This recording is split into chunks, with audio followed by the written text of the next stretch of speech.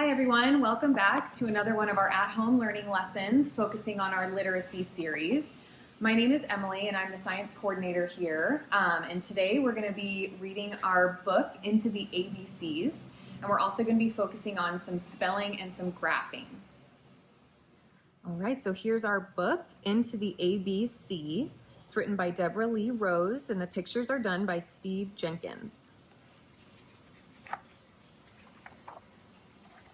Swim the ocean waves with me and dive into the ABC, where anemones sting and barnacles cling, where crabs crawl in and dolphins spin, where eels explore and flying fish soar, where gray whales peep and humpbacks leap, where insects prance and jellies dance,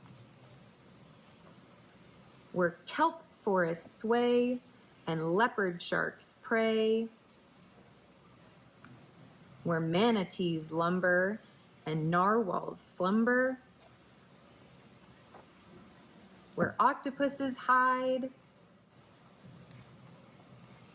and penguins glide, where queen angels glow and rays swoop low, where sea stars grab and tiger sharks nab, where umbrella mouths dine and viper fish shine,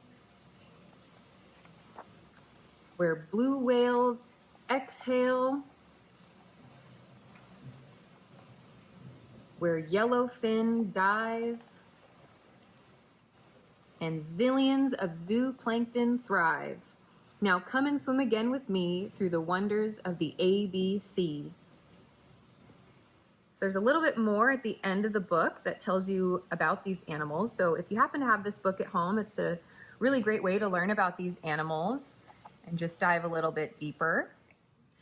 Welcome to our discovery pool. You can see we have a bunch of sea stars here. It was one of the animals we saw in the book. What we're going to be doing is we're going to be learning how to spell star and then learning a little bit more about what sea stars can do. So beginning with how to spell, star starts with the letter S. And so from the letter S, sea stars also have spines on their body, and that helps them defend themselves and protect themselves when they're living in the wild. The next letter is T. And what sea stars have that starts with the letter T are tube feet. Tube feet are these little tiny tubes that sticking off of each arm that help them move around. So it helps them move around whether they're out in a tide pool or here in our tank.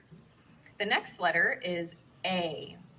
And what sea stars have are called arms. Does anyone know how many arms they have? They have 5, yes. So sea stars have 5 arms, 1, 2, 3, 4, 5. Sometimes they can have more arms, and that kind of goes along with our final letter, R. And what sea stars can do is they can regenerate. Regenerate means they can regrow their arms. Say a predator comes and takes one of their arms. If the sea star happens to get away, it can regrow that arm, regenerate that arm, and keep living healthy and happy out in the ocean. All right, so here we have a sea star that's actually regenerating some of his arms. So we can count them. We have 1, 2, 3, 4, and 5, but these 2 are a little bit shorter. So those are the 2 that are actually regenerating or regrowing on the sea star. So here's another animal from our book. This is a crab. More specifically, it's a red rock crab. The red rock crab is identified by its red carapace, which is its hard exoskeleton, and their black-tipped claws. Here's another animal from the book. This is a sea anemone, so it was our letter A. Sea anemones are kind of like the flowers of the ocean. They can be all different colors and sizes. One thing to know about them is that they have nematocysts on their tentacles, which are these little arms you see kind of poking out. They have little stinging cells on them that help protect them, and also helps them capture their food. So if you've seen the movie... All right, so here we have another animal from the book. This is an eel. More specifically, this is a moray eel. And moray eels breathe by opening and closing their mouths. You can see him opening his mouth right now. And one other thing to note about these guys is that they actually have 2 sets of jaws. So there are lots of teeth inside this eel's mouth.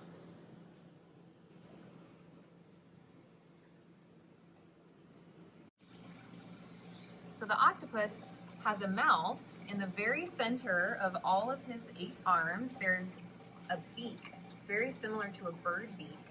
And it uses its arms to grab its prey, bring it to its mouth, and feed on it using its beak.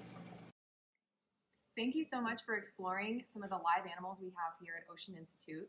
So now we're going to be counting different animals from the ocean and then graphing them on this map here. So now I'm going to start sorting everything into piles of the same animal so that I can start to figure out how many of each animal that I have.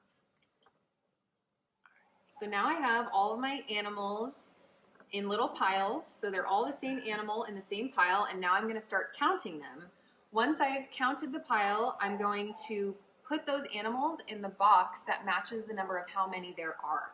So I'm going to start with 1, because that one's kind of the easiest, and I see that I have 1 little seal. So I'm going to put it right here in the box for number 1.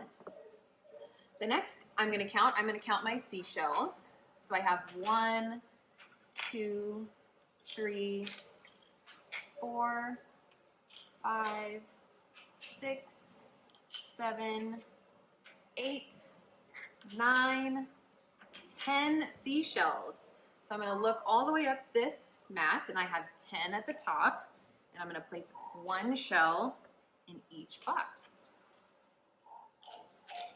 So now we're beginning to make a graph.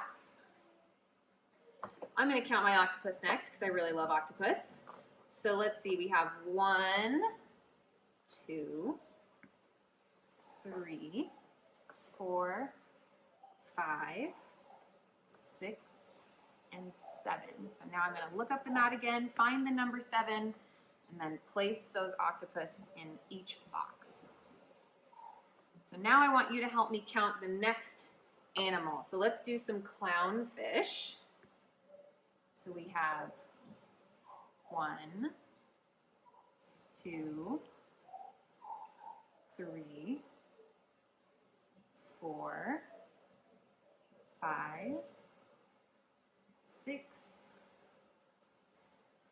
7, 8, and 9. 9 clownfish. So then we'll go up to the 9, and we'll place our clownfish in those boxes.